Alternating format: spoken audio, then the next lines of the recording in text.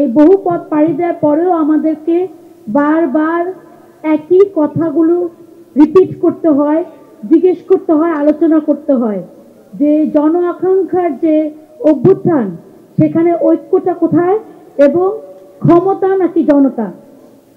সমস্যা হলো সবাই আমরা বারবার স্লোগান দিই ক্ষমতা না জনতা, জনতা জনতা, বাট এটা আমরা বুঝি না আপনি যখন জনতাকে সাথে নেবেন, জনতার আস্থাটা পাবেন এবং আপনার মোরাল স্ট্যান্ডিংটা ঠিক থাকবে, আপনি এক কথা দুরকম বলবেন না, সকালে একরকম বলে বিকালে একরকম বলবেন না, আপনি যেটাকে ঠিক মনে করেন শুধু কি সেটাকেই ঠিক মনে করবেন না, এবং আপনি যেটাকে ঠিক মনে করেন সেটার বদলে আর সবাইকে গাদ্দার বলবেন না।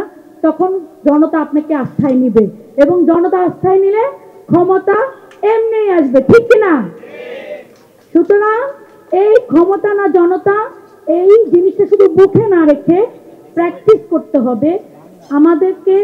আমরা রাজনীতিবিদরা যারা আছি, মানুষের একটা যে আস্থার জায়গা, সবাই আমরা বলি যে নতুন বন্দোবস্ত, কিন্তু মুখে মুখে নতুন বন্দোবস্ত বলি, নতুন বন্দোবস্তের কোনো সাইন সিমটমস দেখাই না, সেই পুরনো বন্দোবস্তের মতোই কাদা ছোড়াছুড়ি করি।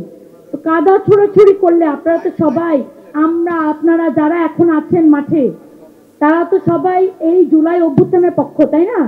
তো জুলাই অভ্যুত্থানের পক্ষ হয়ে আপনারা একজন আরেকজনকে গাদ্দার বলবেন অথবা পল্টিবাজ বলবেন, ইম্যাচিওর বলবেন, তাহলে আপনারা কি একটি সম্মানজনক সহ অবস্থানের জায়গাটা আর বাকি রাখছেন?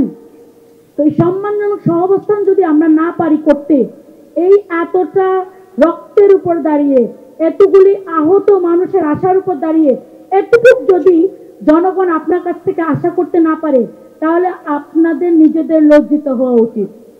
ঐক্য পরে, নির্বাচনের ঐক্য পরে, কে কয়টা ভোট পাইলাম, কে কয়টা সিট পাইলাম, কে কোথায় নেগোসিয়েশন করলাম, এটা সব সব পরের ব্যাপার। আগে কিছু ফান্ডামেন্টাল ইস্যুতে আমাদেরকে এক হতে হবে। দেশের সার্বভৌমত্ব, দেশের জনগণের জন্য যেটা ভালো, দেশের জনগণের যে আশা আকাঙ্ক্ষা, এই যে দিদার ভাই যে বলে গেলেন যে বিচার নিয়ে যে আমাদের আশা আকাঙ্ক্ষা, এই জায়গায় সবাইকে একমত থাকতে হবে, একজোট থাকতে হবে।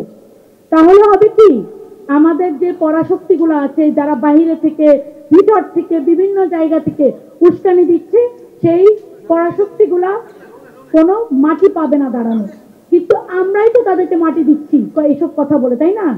আজকে আপনি যাকে গাদ্দার ডাকলেন, কালকে কোনো না কোনো কারণে আপনাকে হয়তো তার সাথে জোট করতে হবে, তখন এই কথাটার আপনি উত্তর দিতে পারবেন?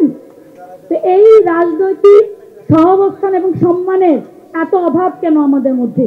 আমি চাই আমরা সবাই যেই যে দলই করি না কেন, এই সম্মানটুকু একজন একজনের প্রতি দেখাবো, তাহলে ঐক্যটা খুব সহজে আসবে। ধন্যবাদ।